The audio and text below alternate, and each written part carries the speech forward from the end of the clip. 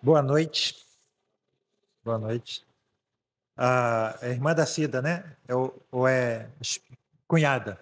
Seja bem-vinda. Deus abençoe. Nós estamos já não sei em qual estudo, quantas semanas a gente? Cinco semanas, né? Estudando o livro de Gálatas. Então vamos abrir na Epístola de Paulo aos Gálatas, capítulo 1.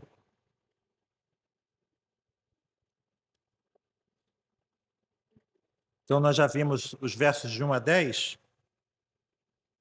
E hoje vamos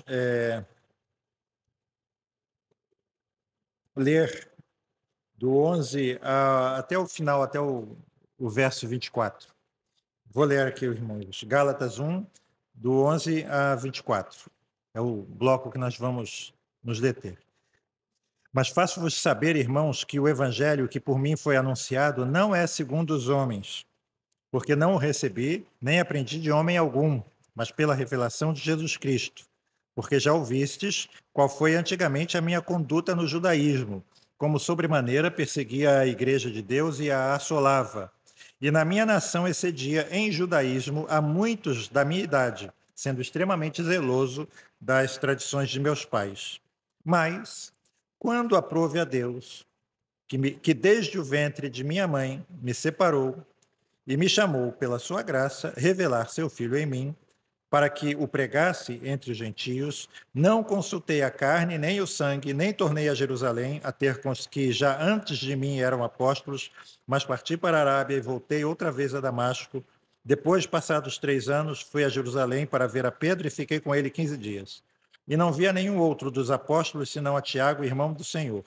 Ora, acerca do que vos escrevo, eis que diante de Deus testifico que não minto.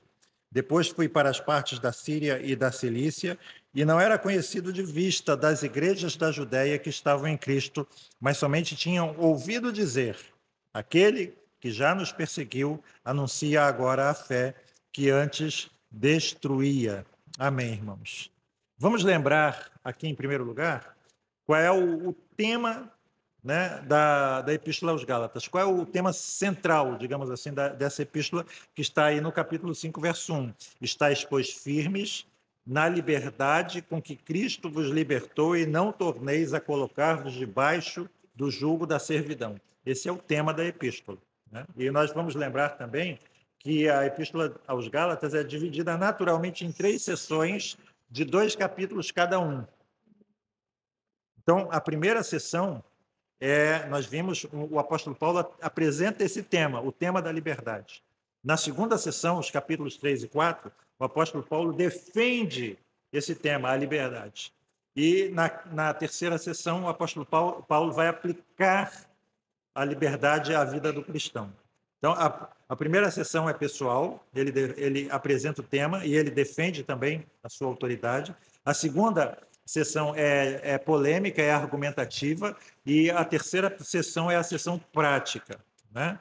E nos versículos que nós acabamos de ler aqui, o apóstolo Paulo, ele continua fazendo uma defesa da sua autoridade apostólica. E essa defesa, os irmãos notem, ela é uma defesa biográfica, ou melhor dizendo, ela é uma defesa autobiográfica. E ele vai defender o argumento aqui dele em 3 partes. Na primeira parte, o apóstolo vai dizer nos versos que nós lemos que ele já era apóstolo antes de se encontrar com os outros apóstolos. Segundo lugar, a segunda parte da argumentação dele, ele vai mostrar que quando ele se encontrou com os apóstolos, isso já no capítulo 2, de 1 a 10, eles reconheceram que Paulo também era um apóstolo como eles. E, em terceiro lugar, ele vai mostrar, também no capítulo 2, que foi necessário que Paulo repreendesse o próprio apóstolo Pedro, né? E que Pedro aceitou a repreensão de Paulo, né? E por que nós temos aqui, irmãos, uma defesa tão longa? A leitura do texto que vai do verso 11 desse capítulo até o verso 21 do capítulo 2, né? A gente pode traçar um paralelo também em 2 Coríntios, capítulo 10 a 13, esses 4 capítulos de 2 Coríntios, onde o apóstolo Paulo também defende a sua autoridade, o seu apostolado, torna para nós aquilo que nós já vimos nas lições passadas, nas meditações passadas, né, que a autoridade do apóstolo Paulo e a doutrina do apóstolo Paulo são inseparáveis.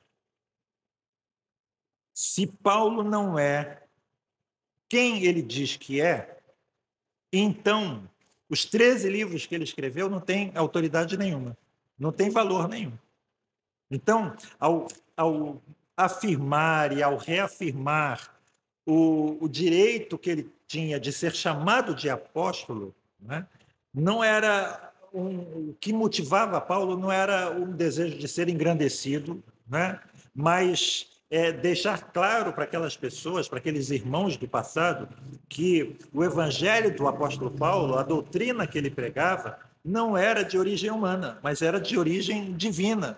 Ele tinha a chancela, a autoridade do próprio Cristo, que o chamou diretamente. Então, como ele diz aqui, o evangelho que ele anuncia no verso 11 não é segundo homens. Ele não aprendeu de homem algum. Ele aprendeu de Jesus Cristo.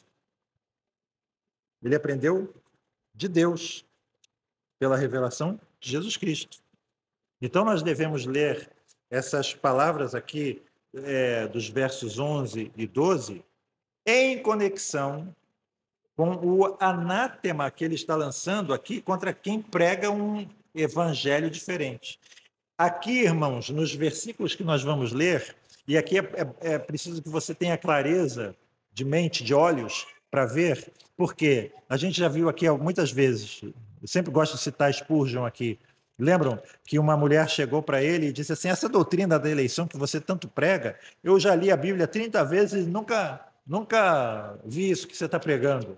E ele disse assim, talvez porque você passe pelas páginas da Bíblia como montado num cavalo a galope. Né? Eu estava comentando com a Sara que a gente, na segunda-feira, foi ao médico, lá em Niterói, e pegamos um engarrafamento tremendo ali na altura de São José do Embaçaí, e a gente parado assim, conseguia ver os lados, né? Os lados da estrada, feio demais da conta. Né? Mas coisa que a gente não consegue ver quando está andando rápido, né? Principalmente quem está dirigindo. Então, assim, às vezes a gente passa pela Bíblia a galope. E se a gente olhar aqui com vagar, a gente vai ver coisas que a gente não costuma ver aqui. E aqui uma coisa que ele está fazendo, nos versos 11 em diante, digamos assim, combatendo esse falso evangelho que ele está dizendo que os Gálatas estão aceitando de uma forma tão rápida, com o verdadeiro evangelho. Enquanto ele conta a história da vida dele, ele vai mostrar para nós o que em que consiste o verdadeiro evangelho. Ou seja, ele está dizendo que o evangelho dele é verdadeiro na origem e no conteúdo. Não é? Então, mais uma vez, o que nós vamos ler foi recebido pela revelação de Jesus Cristo. E essa expressão também está ligada aqui, principalmente nos versos 15 e 16. Né? Reparem que os versos 13 e 14, reparem nos versos 13 e 14, ele vai falar sobre a sua conversão. E o que ele está dizendo aí? Reparem, porque já ouvistes qual foi antigamente a minha conduta no judaísmo, como sobremaneira perseguia a igreja de Deus e a assolava. Em outras palavras, reparem aqui, irmãos, o apóstolo Paulo está dizendo assim, nas entrelinhas, né? Não pensem que eu me converti, que eu entrei para a igreja, porque eu via beleza nela. Porque eu olhava para o cristianismo, estou sendo um pouquinho anacrônico, né? Mas vocês podem me entender, para esses irmãos que praticam essa fé, eu olhava para o cristianismo e via beleza no cristianismo. Eu não via nada disso, eu não via beleza na fé cristã. Né? Eu considerava que a igreja era uma abominação. Eu considerava a igreja como uma excrescência, como um perigo para a minha fé, eu considerava uma heresia. Eu não via nenhuma beleza, mas eu via feiura suficiente para odiá-la com todo o meu ser, para persegui-la com todas as minhas forças. É isso que ele está dizendo aqui. Eu perseguia a igreja de Deus e a assolava. E reparem, e na minha nação excedia em judaísmo a muitos da minha idade, sendo extremamente zeloso das tradições dos meus pais. Então, reparem, em primeiro lugar, ele está dizendo, eu não entrei nesta fé porque eu vi a beleza nela. E em segundo lugar, no verso 14, ele está dizendo assim, eu não entrei nesta fé porque eu me sentia, de alguma forma, inadequado com relação à minha própria fé. Porque eu via problemas na minha própria fé. Eu não via nenhum problema. Estava tudo bem para mim, eu estava perfeitamente adequado dentro do judaísmo, tudo se encaixava para mim dentro do judaísmo, e pelo contrário, eu era jovem e, né, em relação aos demais, e eu me excedia, eu era grande lá dentro. Eu era zeloso das tradições dos meus pais, eu gostava de tudo aquilo. Então, reparem, eu não entrei porque eu gostava da igreja e eu não entrei porque eu não gostava da minha própria fé, eu gostava perfeitamente adequado. Repararam aqui? Então, ele tinha sido um judeu devoto, né? Ele tinha sido um dos mais rígidos e severos fariseus praticantes da religião dos pais dele, né? Então, eu anotei aqui, lembre que ele não tinha se voltado para o cristianismo porque, de alguma forma, ele tinha fracassado como judeu, né? Ele não se voltou para o cristianismo porque ele tinha sido, de alguma forma, atraído pela doutrina cristã, que para ele, como nós vemos, era blasfema. Então, reparem aqui uma coisa, qualquer explicação natural da conversão de Paulo está fadada ao insucesso, né?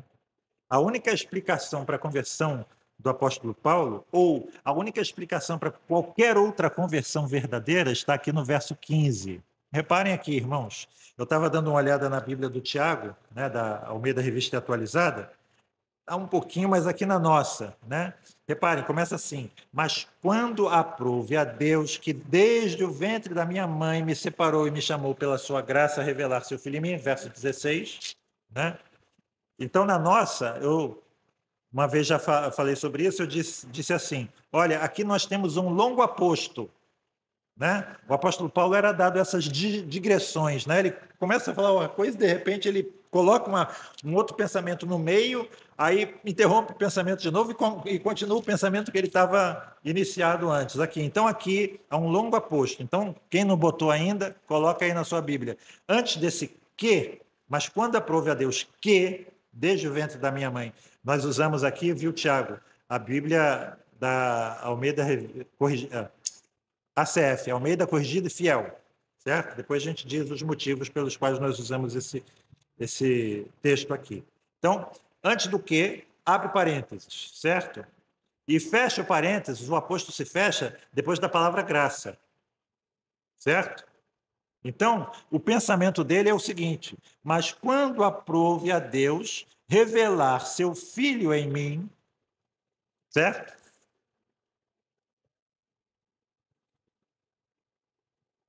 Então, reparem que ele está aqui de uma forma consciente, né? No aposto, primeiro no aposto, que desde o ventre de minha mãe me separou e me chamou pela sua graça, ele está repetindo Jeremias 1,5. Jeremias 1,5 diz assim, antes que te formasse no ventre, te conheci, guardem bem essa expressão, né? E antes que saísses da madre, te santifiquei.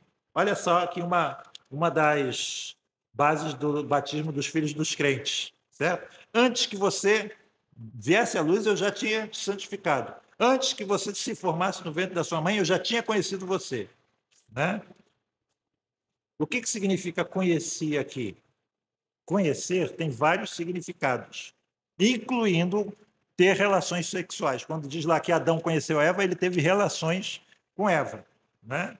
Mas aqui em Jeremias, né, 1:5, como em Gênesis 18:19, né, e em muitas outras passagens, né, o significado é escolher, escolher em amor. Então é muito importante a gente saber o significado dessa palavra. Por quê? Porque os arminianos distorcem essa palavra. Por exemplo, Paulo usa essa palavra em Romanos 8:29. Portanto, os que dantes conheceu, também os predestinou.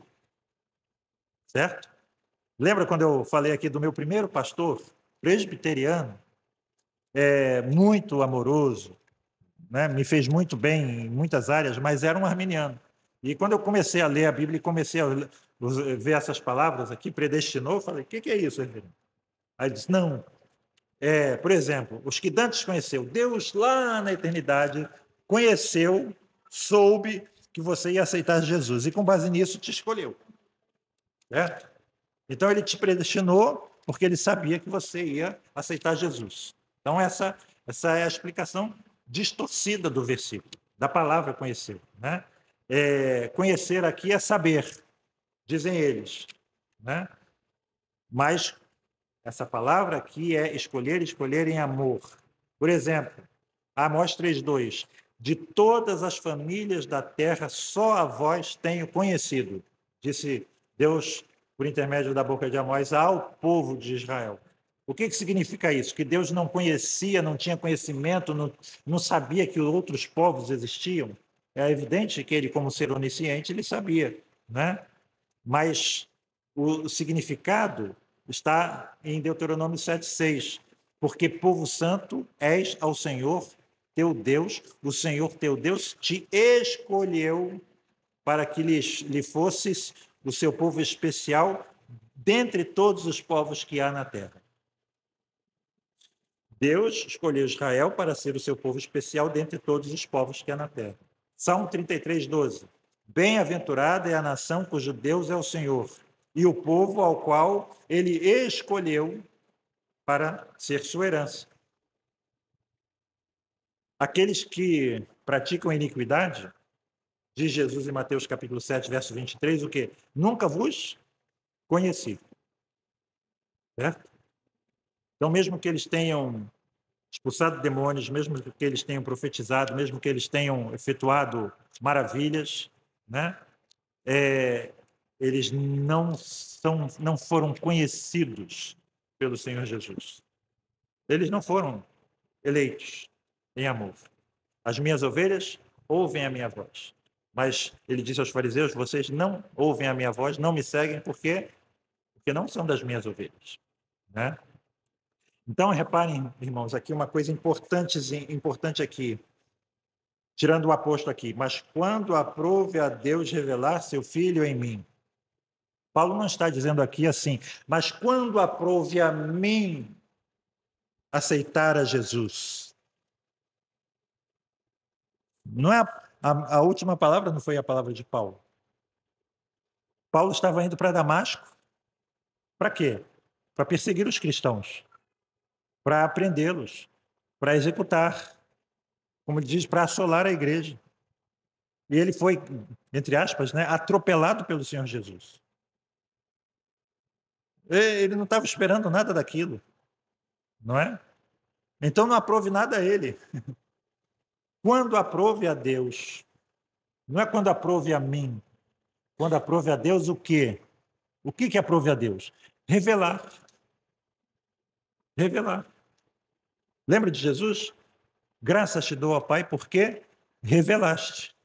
Revelaste estas coisas aos pequenos, e as escondeste aos sábios e entendidos. Eu te dou graças, Senhor. Por que Jesus está dando graças? Sim, ó Pai, porque assim foi do teu agrado. Deus se agrada, é a vontade dele fazer isso. E Jesus está dando graças ao Pai por causa disso. Mas quando aprove a Deus revelar seu Filho em mim. E o que é aprover aqui? Alguém pode me dar um sinônimo de aprove? Aprove a Deus. O que significa isso? Hã? Quando ele quis, quando ele decidiu, quando ele determinou, quando ele resolveu, quando houve por bem, quando ele mandou. Mas quando Deus decidiu revelar seu Filho em mim, mas quando houve por bem a Deus revelar seu Filho em mim, mas quando Deus determinou, resolveu revelar seu Filho em mim. Reparem aqui uma coisa interessante. Existem algumas construções que são meio estranhas. Por que ele não diz assim, revelar seu Filho a mim? Lembram da experiência de Paulo no caminho de Damasco? Ele cai por terra, ouve uma voz, e as pessoas que estavam junto com ele ouviram alguma coisa, mas não conseguiram discernir. Mas Paulo ouviu as palavras. Reparem que houve ali uma experiência externa. Ele cai por terra, vê um clarão, fica cego. Então, mas a esta revelação externa e a voz que ele ouve, também se segue uma revelação interna. O filho foi revelado em Paulo, dentro dele, nas entranhas do apóstolo Paulo. Alguma coisa mudou dentro do apóstolo Paulo, né? Uma revelação exterior seguida de uma revelação interior. A revelação exterior não teria valor nenhum se não fosse seguida dessa revelação interior. Então a gente diz aqui, né? Ele diz aqui, me chamou. A gente sabe o que significa esse me chamou aqui, né? É a doutrina da vocação eficaz, que diz o quê? Que o chamado do evangelho é um chamado para todas as pessoas, sem exceção. Mas ele será eficaz somente para os seus escolhidos, para os seus, obrigado, para os seus eleitos. Então, aqueles que a graça eficaz chama, eles também terão revelada, não somente ouvir a voz do evangelho externamente, mas terão revelado Cristo dentro deles, neles. Então, reparem aqui, irmãos, que é este o evangelho de Cristo. É dessa forma que Paulo está apresentando aos Gálatas o verdadeiro evangelho, usando a própria experiência dele como padrão de conversão. Ele está dizendo exatamente isso. Se vocês ouviram o evangelho da minha parte, e este é o verdadeiro evangelho que liberta, vocês não vão seguir outro. Como ele diz aqui, não é outro evangelho, não existe outro evangelho. Mesmo que eu volte aí e pregue alguma coisa diferente daquilo que eu já acabei de falar, que seja anátema.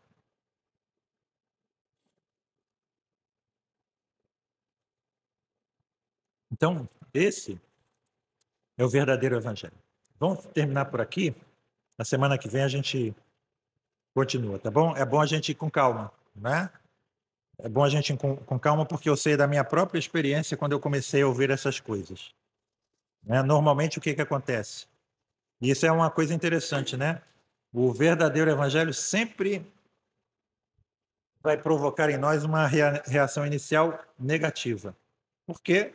Porque a nossa natureza não gosta, né? Ela nos humilha, né? Ela nos coloca no pó.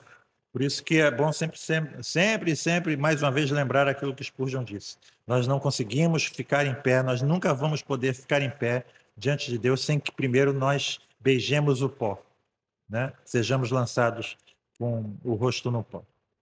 Amém? Vamos orar. Pai bendito, que possamos, sempre como o Senhor tem nos conduzido, andar com cuidado, com critério, com vagar, olhando, Senhor Deus, os detalhes, percebendo, Senhor Deus, as nuances que a Tua palavra nos mostra, para que possamos chegar ao verdadeiro entendimento, Senhor Deus, da Tua palavra, Senhor Deus, da Tua vontade, da Tua voz dentro de nós, Senhor. Fala conosco, Senhor Deus, dia a dia. Quebra, Senhor Deus, todas as barreiras, os entraves, lança luz sobre os desvãos escuros da nossa própria natureza, Senhor, pecaminosa e pervertida. Abre os nossos olhos, Senhor Deus, que estão sempre frequentemente cegos, Põe em alerta, Senhor Deus, os nossos sentidos que estão embotados pelo pecado, Senhor. E permite que possamos vislumbrar cada vez mais a beleza, Senhor Deus, do Teu Evangelho, da Tua Palavra, Senhor Deus. Nós te louvamos e te agradecemos por tudo que o Senhor tem nos feito, por aquilo, da forma como o Senhor tem conduzido o Teu povo, Senhor Deus, e mais uma vez te pedimos, conduz, Senhor Deus, a Tua igreja triunfante, dia a dia, por este mundo, de forma que chegue o dia em que este Evangelho possa dominar a terra, Senhor Deus, possa encher a terra como as águas cobrem o mar. E assim seja, Senhor Deus, para a glória, honra e louvor do Teu santo nome, no nome de Jesus. Amém. Glória seja ao Pai, ao Filho e ao Santo Espírito, como era no princípio e hoje para sempre, eternamente. Amém. Amém. Amém, irmãos. Deus abençoe. Até sábado.